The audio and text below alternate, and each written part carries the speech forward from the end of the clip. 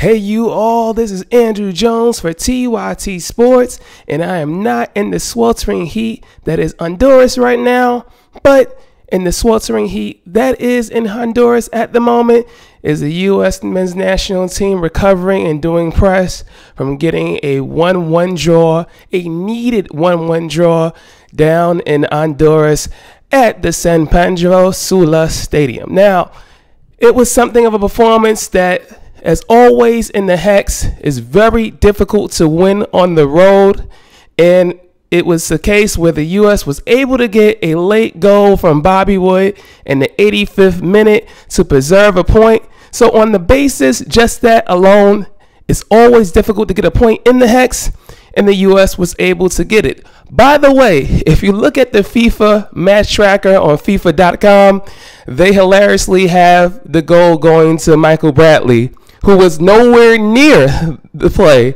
on the goal that was scored, as Jordan Morris set it up after a great Kellen Acosta free kick made Lopez have to save, only for Morris to calmly be able to head it back after Matt Beasley did a great job heading back, and Bobby Wood off the bench tapped in and finished right in close range for the crucial goal. But you wouldn't know it if you were going to the FIFA.com website, because they have Michael Bradley listed still 30 minutes after the game has ended for scoring the goal. Now, they got the draw on the basis alone of getting a draw on the road in CONCACAF, especially in a place like Honduras, is quote-unquote a job decently done. But for the second straight game, it was not a very good performance at all for the United States men's national team. They barely were able to create chances, and again, we had another major center back mistake that led to the opposition's goal. It was a wonderful pass by Alexander Lopez, the number 10 for Honduras, the playmaker who struggled in his time in MLS with the Dynamo, but who has been in red-hot form back in Olympia. He had a wonderful through ball that still should have been handled first maybe by Graham Zuzi, but especially by Omar Gonzalez, who misread the pass completely, just botched it all the way, and allowed Romel Kyoto to calmly get it and finish superbly past Brad Guzan, who got the start as Tim Howard was placed on the bench for the rough display that he had Friday and possible issues with his vision that was released towards the public before the match. So throughout that whole first half and for a majority of the game, the U.S. men's national team just struggled completely to create chances.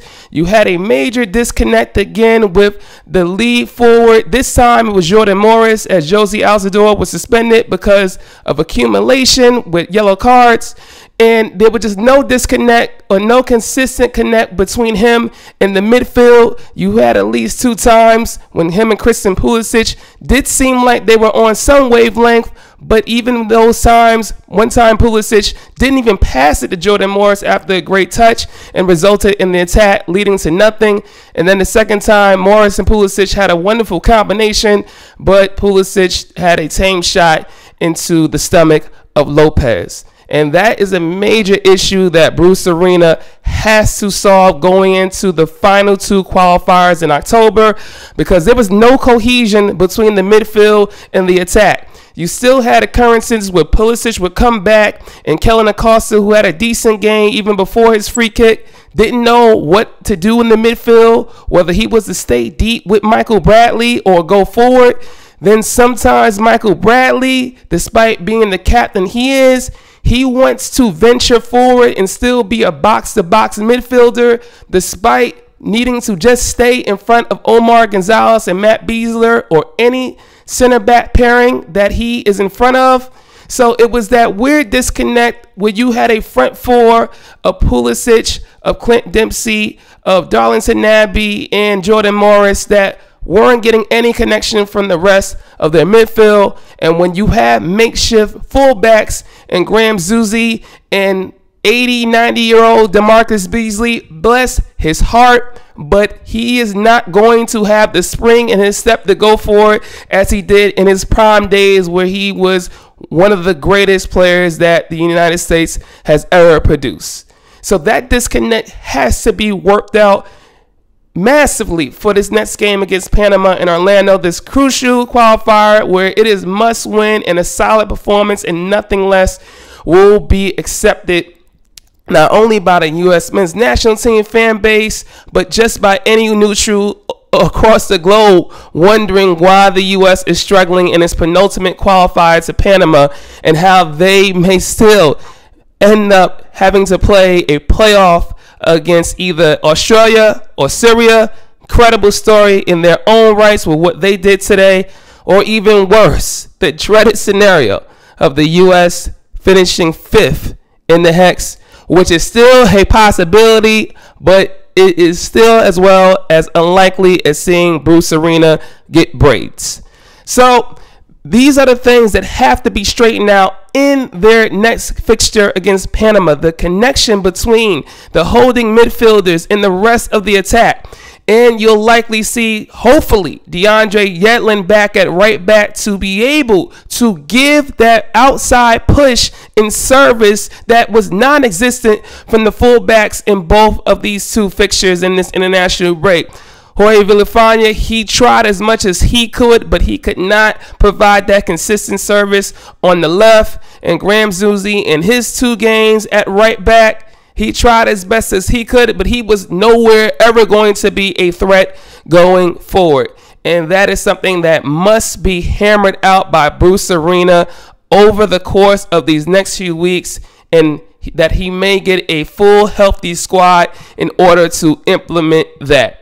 At least on the substitutions, he got them completely right this time with the formations, as Bobby Wood and Paul Arriola provided that injection of pace on the outside that was non-existent to help the likes of Pulisic and also Jordan Morris, as well as Nagby in the midfield. But it's something that has to be a consistent presence for this side, and that they should already have that, at least against Hex opponents, implemented into their passing and spacing. And it's been non-existent these last 2 games. And also that is so pertinent in this next fixture is consistent, stable center back play. Now, for the majority of the match, outside of giving up that goal to Kyoto, Gonzalez and Beasler were pretty good. They were in position. They didn't have any massive errors. It wasn't too shambolic in the back, but almost pretty good, and pretty good are different. And when you give up a goal like Gonzalez did, no matter how horrid the field is in Honduras, is more cause for concern for U.S. men's national team fans, as they wonder, when are we going to have a clean sheet again and full flawless center back displays in the Hex. And I can't say for sure, or I can say certainly for sure, that John Brooks would not be the solver of our problems, considering that no matter how well he plays in the Bundesliga, as he's with Wolfsburg now, despite having an injury after his Hertha Berlin exploits, that he has not performed consistently well with the national team. And Geoff Cameron, our best center back, had his worst showing on Friday, as I touched upon during the recap of the Costa Rica game, with 4 horrendous missed passes, which one of them led or helped facilitate Costa Rica's second goal through Araña's brace. So he was benched today, as Gonzalez and Beasler had that long-term chemistry with each other, but unfortunately Gonzalez had that glaring error misjudgment and led to Kyoto's goal. But Bobby Wood saved the day off the bench with that crucial goal to take some pressure off Arena, to take some pressure off the national team. We shall see the result that Panama gets tonight against Trinidad and Tobago, and Trinidad and Tobago are virtually out of it now. So it's really, there's 3 teams in the running for 1.5 place, since Costa Rica looks set to qualify either tonight against Mexico or in the next match day. And it is just a vital game and a must win against a Panama side that the U.S. should win in October in Orlando. But once again, scheduled fixture, Orlando's going to have plenty of Panamanian fans in their stands, and the United States knows that they have to improve significantly in the final third and have that connection between the front four and at least two in the back behind them, whether outside fullbacks or the holding midfielders, to be able to have the attack have crisp precision passing and sound finishing. So that's been the recap, ladies and gentlemen. Appreciate watching this live stream. The U.S. salvaging a draw down in Honduras at the San Pedro Sula. And it is something to see how they will be able to handle these last two matches, as they should win these last two matches and qualify for Russia 2018, as they always should do. But they have to show it on the field, and we'll see if they show it on the field. I'm Andrew Jones, TYT Sports. Have a good night. Peace.